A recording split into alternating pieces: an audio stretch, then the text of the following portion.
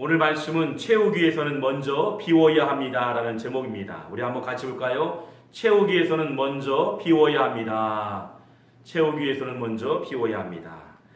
돌아오는 11월 3일은 전 세계인이 주목하는 초미의 관심사인 미국 대통령 선거가 돌아옵니다. 현 정권의 수장인 도널드 트럼프와 민주당 후보 존 바이든이 대결하는데요. 특별히 선거의 결과는 국민들의 투표에 달렸다 해도 과언이 아닐 것입니다. 내가 대통령이 되고 싶다고 해서 대통령이 되는 게 아니죠. 반드시 유권자들의 선택에 의해서 대통령이 결정되어진다. 유권자들의 판단에 의해서 대통령이 선출되는데 유권자들이 원하는 대통령상은 어떤 상일까? 대통령을 선택하는 기준이 무엇일까? 워싱턴 대학교 월터 윌리엄스 교수는요, 미국의 실정이라는 책에서 유능한 대통령이 되기 위해서는 필수 요건 4가지를 소개하고 있습니다. 첫 번째는 일관된 정책, 둘째, 국가 발전을 위해 장기적인 목표 설정, 셋째, 정책을 스스로 분석하고 비판할 수 있는 능력, 넷째, 마지막으로 조직적인 통치력. 그렇다면 기업에서 원하는 인재상은 어떤 상이 있을까요? 기업에서는 어떤 사람을 인재로 등용시킬까요? 정경련이 국내 굴지의 11개 회사를 조사한 결과 첫 번째는 개인 역량, 두 번째는 국제 감각, 세 번째는 원만한 대인 관계, 네 번째는 올바른 가치관을 갖고 있느냐. 이런 사람이 인재로 등용할 수 있는 조건에 부합된다고 소개하고 있습니다. 여러분, 대통령이든 기업의 인재이든 공통된 분모가 있다면 첫 번째는 비전의 사람이라는 거예요. 비전을 소유했는가? 두 번째는 올바른 가치관을 갖고 있는가? 그렇다면 하나님께서는 지도자를 뽑으실 때 어떤 사람을 뽑아 쓰셨을까요? 오늘 성경적 기준이 소개되는데 사무엘상 16장 7절 말씀에 기록되고 있습니다. 여호와께서 사무엘에게 이르시되 그의 용모와 길을 보지 말라. 내가 이미 그를 버렸노라. 내가 보는 것은 사람과 같지 아니하니 사람의 외모를 보거니와 나 여호와는 중심을 보느니라 하시더라. 아멘. 일반적으로 많은 사람들은 사람을 볼 때 외모를 봅니다. 그 사람의 행동들, 그 사람의 언어, 또한 가정 환경들, 그리고 어떻게 자라왔는가, 어떤 길을 걸어왔는가, 공부는 얼마만큼 잘했는가, 그리고 일은 얼마만큼 잘하고 있는가, 이런 스펙들을 보기도 하고 환경을 보기도 합니다. 외모를 보는 것 당연한 기준입니다. 성경에 보니까 외모는 히브리어 말로 아인이라는 단어를 씁니다. 아인. 이 아인은 눈을 의미하는데요. 눈을 통해서 바라보는 것을 통해서 채워진다는 사실이에요. 육신의 것을 바라보면 육신의 것이 채워지고 육신의 소리가 담아지고 육신의 결과물이 나온다는 거예요. 그러나 선한 하나님의 마음을 가지고 우리의 마음밭에 담겨지면 육신의 소리가 아니라 선한 소리가 나온다는 거예요. 사람을 즐겁게 하고 하나님을 기쁘게 하는 찬양의 소리가 나오는 줄 믿습니다. 무엇을 바라보고 무엇을 담느냐가 중요하다는 거예요. 사랑하는 성도 여러분, 우리 눈을 통해서 선한 것들을 바라보시고 선한 것들을 우리의 마음에 담아서 선한 영향력들이 흘러가길 주님의 이름으로 축원합니다. 할렐루야. 그렇다면 하나님께서 구체적으로 무엇을 채우기를 원하실까요? 오늘 성경의 본문의 상을 보면 사울왕이 이스라엘 초대왕으로 세워집니다. 성경 최초의 민선 대통령이 선출되는데 베냐민 지파였다라고 명문 가문의 출신이었다고 사무엘상 9장 1절 2절 말씀에 소개되고 있습니다. 2절 말씀 보니 기스에게 아들이 있으니 그의 이름은 사울이요 준수한 소년이라. 이스라엘 자손 중에 그보다 준수한 자가 없고 키는 모든 백성보다 어깨 이만큼 더 컸더라. 여기에서 준수했다는 것은 impressive, 탁월한 인재였다는 거예요. 사람들 볼 때에도 탁월한 사람이었고 모든 사람이 인정할 만한 탁월한 인재였다. 그런데 어떤 삶을 사냐가 중요하다는 거예요. 왕이 되자마자 그의 근성이 드러납니다. 사무엘 선지자가 오기도 전에 제사를 먼저 드리고요. 월권 행위를 합니다. 다윗과 라면보 의식에서 시기심과 이심과 근성이 드러납니다. 자기 합리로 가득해서 변명하기 일쑤였습니다. 자신의 공로를 위해서요. 실제적으로 사무엘상 15장 10절 말씀 보니 사울이 자기를 위해서 기념비를 세웠다라고 소개하고 있습니다. 수많은 잘못된 일들을 만들어갑니다. 그런데 가장 큰 실수는 무엇일까요? 마음에 무엇을 채우고 살아갔을까요? 사무엘상 15장 19절 말씀 보니 어찌하여 왕이 여호와의 목소리를 청종하지 아니하고 탈취하기만 급하여 여호와께서 악하게 여기시는 일을 행하였나이까? 라고 소개하고 있습니다. 청종하지 않았다는 것은 하나님의 음성을 듣지 않았다는 거예요. 하나님의 음성을 듣지 않았고 하나님의 말씀을 차단했다는 거예요. 세상의 많은 소리를 들었다는 겁니다. 육신의 소리를 들었다는 거예요. 자기 자신을 띄워주는 소리, 간신의 소리, 세상의 육신의 소리로 가득 마음을 채웠으니 하나님의 음성이 들리지 않습니다. 하나님이 진노하십니다. 라고 소개하고 있는 겁니다.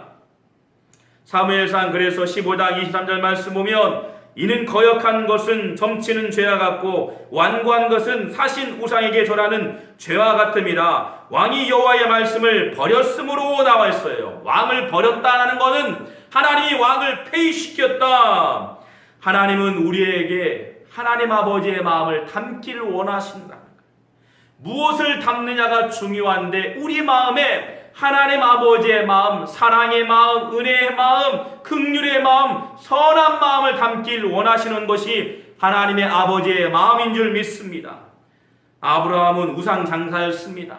육신을 살았습니다. 그러나 하나님 만남을 통해서 육신의 모든 것들을 버려두고 믿음의 마음으로 채웠습니다. 사사의 기르오는 겁쟁이였습니다. 그럼에도 불구하고 하나님은 겁쟁이를 통해서 용맹한 하나님의 사사로 등극시켰다는 거예요. 바울은 또 어떻습니까? 평생 질고의 문제가 있던 사람이었어요. 육체의 가시를 갖고 있던 사람이었습니다. 그럼에도 불구하고 주님 만남을 통해서 다메섹 도상에서 변화되어서 복음으로 채워져서 수많은 영혼들에게 복음을 증거하는 믿음의 사람이 된 줄 믿습니다. 우리가 쓰임 받기 위해서는 먼저 비워야 합니다. 세상의 많은 육신의 것들을 비워야 합니다. 세상의 소리를 비워야 합니다. 하나님 원치 않은 것들을 비워야 합니다. 우리 마음을 비워질 때 하나님의 은혜가 충만되어지고 모든 삶의 단위에서 풍성한 열매를 우리에게 보여주실 줄 믿습니다. 잠언 15장 13절 말씀 보면 마음의 즐거움은 얼굴을 빛나게 하여도 마음의 근심은 심령을 상하게 하느니라. 마음에 무엇을 담냐에 따라서 얼굴이 빛나기도 하고 근심의 마음이 되기도 한다는 거예요. 저와 여러분 가운데 근심의 마음이 아닌 하나님의 선한 마음을 담길 주의 이름으로 축원합니다. 많은 사건 사고의 현장 속에 있습니다. 특별히 공무원이 대마초를 흡연했던 사건들도 나오고요. 그리고 어린 아이 두 아이가 집에서 라면을 끓여 먹다가 모든 집안이 소실되어서 그런 사건, 아픈 사건도 등장하고요. 심지어는 국회의원으로서 하지 말아야 할 것들 손대기도 하고, 그리고 정부에 있는 많은 수주를 따서 자기 사리사욕에 했던 내용들도 등장함을 보게 됩니다. 세상이 참으로 시끄러운 소리가 우리에게 들려집니다. 세상의 소리는 우리를 죽이게 합니다. 우리를 힘들게 합니다. 넘어지게 합니다. 피곤하게 합니다. 지치게 합니다. 그러나 하나님의 음성은 우리를 살리게 하시고 우리를 일으켜 주시고 날마다 담대함으로 승리의 삶을 걸어가게 하실 줄 믿습니다. 다윗이 영적 거장이 되었던 근본적인 이유가 사무엘상 17장 45절 말씀에 나와 있습니다. 다윗이 블레셋 사람에게 이르되 너는 칼과 창으로 내게 나오니와 나는 만군의 여호와 이름으로 내게 가노라라고 말씀하고 있습니다.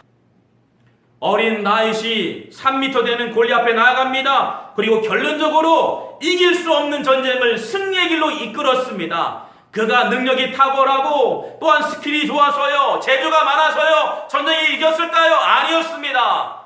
사람들 보기에는 부족하게 보이고 연약하게 보이는 물맷돌이었지만 그 마음의 중심의 마음에 하나님의 이름으로 던졌더니 골리앗이 쓰러지게 되고 전쟁에서 승리케 하셨는데 무엇을 담고 있었을까요? 바로 하나님의 이름, 만군의 여호와 이름을 그 마음에 담고 전쟁에 임했더니 승리를 안겨주신 줄 믿습니다. 주변에 보면 결실의 계절 가을이 찾아왔음을 보게 됩니다. 들판을 보면 노랗게 벼들이 익어가는데요. 어떤 농사를 모르는 분들은 곡식을 많이 얻기 위해서 물이 가득 채워지는 것이 당연하지 않느냐라고 얘기할 수 있습니다. 그러니까 풍성한 열매를 맺기 위해서는 논에 물이 가득 채워지는 것이 오히려 낫지 않겠느냐라고 얘기할 수 있어요. 그러나 그거는 잘못된 말입니다. 우리 인간의 보기에는 많이 가지고 많이 채워야만이 풍성한 열매를 거두고 많은 것을 누릴 수 있는 것처럼 이야기합니다. 그러나 하나님의 원리는 그렇지 않다는 거예요. 오늘도 말씀을 통해서 먼저 마음이 비워지고 하나님의 이름이 우리 마음밭에 새겨지면 모든 전쟁에도 승리케 하신 것처럼 만군의 하나님이 앞서 일하심을 보여준다는 사실이에요. 여러분, 비워야 채워진다는 사실이에요. 비워야만이 하나님의 은혜가 채워진다는 사실이에요. 성경에 보면 광야라는 단어가 많이 등장합니다. 광야는 히브리어 말로 미드바르입니다. 미드바르는 물도 없고 풀도 없고 나무도 없는 아무것도 없는 곳이지만 하나님의 음성이 선명하게 들리는 곳이 바로 미드바르 광야라는 거예요.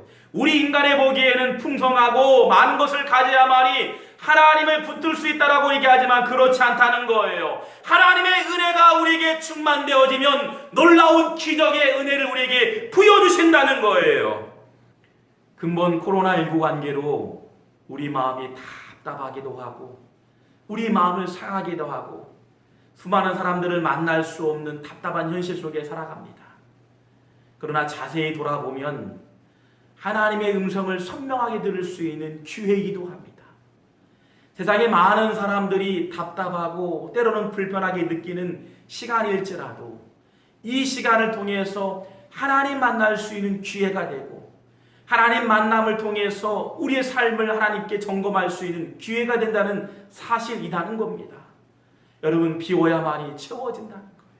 육신의 것들이 다 버려지고 하나님의 은혜가 채워져서 하나님 나라를 구현해가는 믿음의 성도가 되길 주님의 이름으로 축원합니다. 먼저 비워질 때 하나님의 은혜가 우리에게 채워질 줄 믿습니다.